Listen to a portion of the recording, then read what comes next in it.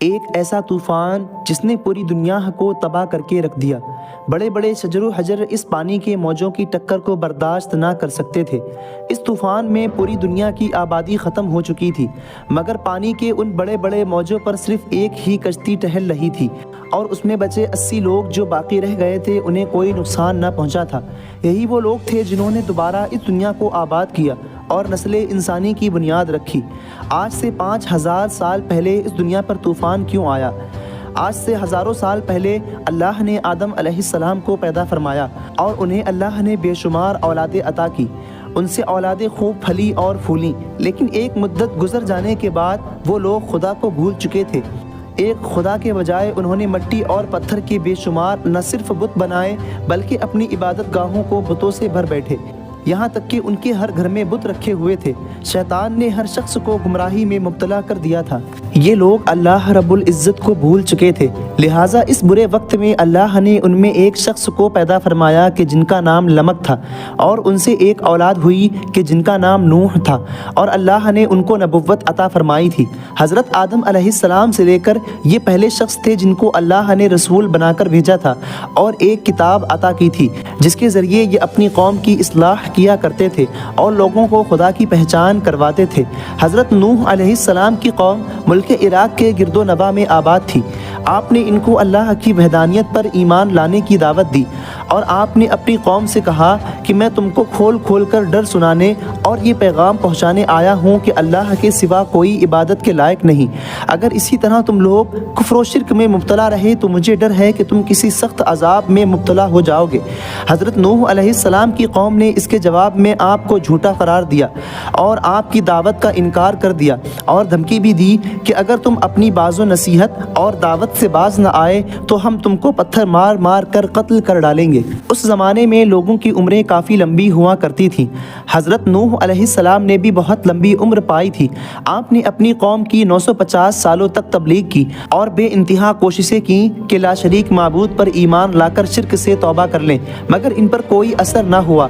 اس قوم میں صرف چند غریب لوگ تھے جو آپ پر ایمان لائے تھے، جن کی تعداد 70 یا 80 ہوگی۔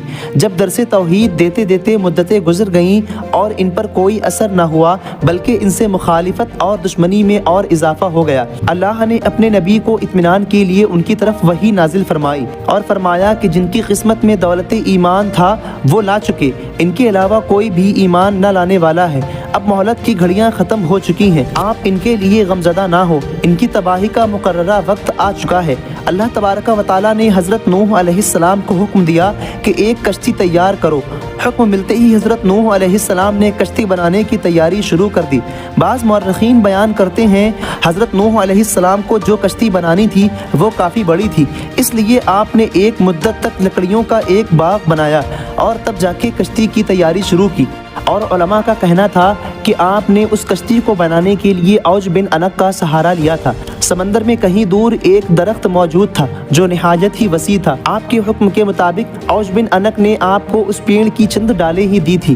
فی المختصر اللہ کے حکم سے آپ نے کشتی بنانا شروع کی۔ اللہ نے اپنے نبی کو لکڑی کاٹ کر تختہ بنانے کا علم و ہنر عطا کیا تھا، لہٰذا آپ نے ان لکڑیوں کو کاٹ کر تختہ بنانا شروع کر دیا۔ جب نوح علیہ السلام کی قوم اور ان کے سرداروں نے آپ کو لکڑیاں کاٹتے دیکھا تو مذاق اڑانے لگے اور کہنے لگے کیا تم نبوت چھوڑ کر بڑھئی بن چکے ہو، اور جو تم کشتی بنا رہے ہو کیا یہ زمین پر چلے گی؟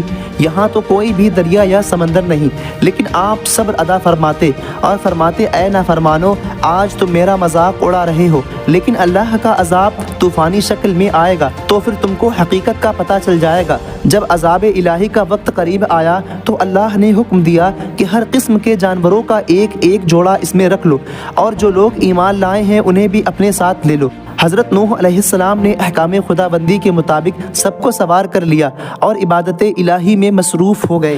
آخر کار طوفان نوح کے آثار ظاہر ہونے لگے اور دیکھتے ہی دیکھتے زمین کے ہر گوشے سے پانی نکلنے لگا اور آسمان سے زوردار بارش ہو رہی تھی۔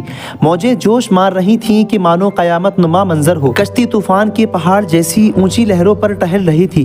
حضرت نوح علیہ السلام نے اپنے بیٹے کنعان کو دیکھا جو ایک اونچے مقام پر موجود تھا۔ اسی درمیان درمیان پانی کی ایک بڑی لہر آئی اور وہ اس میں غرق ہو گیا۔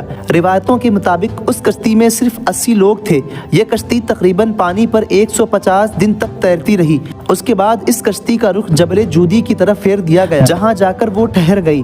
پھر حضرت نوح علیہ السلام نے زمین کی خبر لینے کے لیے ایک کوے کو بھیجا۔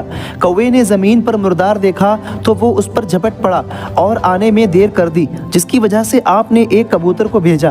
کبوتر ایک زیتون کے پتے کو اپنے دانتوں میں دبا کر لے آیا اور اس کے پاؤں میں کیچڑ لگی ہوئی تھی، جس کو دیکھ کر حضرت نوح علیہ السلام نے اندازہ لگایا کہ زمین خشک ہو چکی ہے۔ حضرت نوح علیہ السلام جودی پہاڑی سے زمین پر اتر آئے اور ایک نئی بستی کی تعمیر کی، جس کا نام آپ نے سمانین رکھا، اور پھر یہاں سے نسلیں۔ اللہ سے دعا ہے کہ اللہ ہمیں اس واقعے سے نصیحت حاصل کرنے کی توفیق عطا فرمائے۔ تو ناظرین، آج کی اس ویڈیو کا ہم یہیں پر اختتام کرتے ہیں۔ اگر ویڈیو آپ کو پسند آئی ہو تو آپ ہمارے چینل لیجنڈز آف اسلام کو سبسکرائب کر لیں۔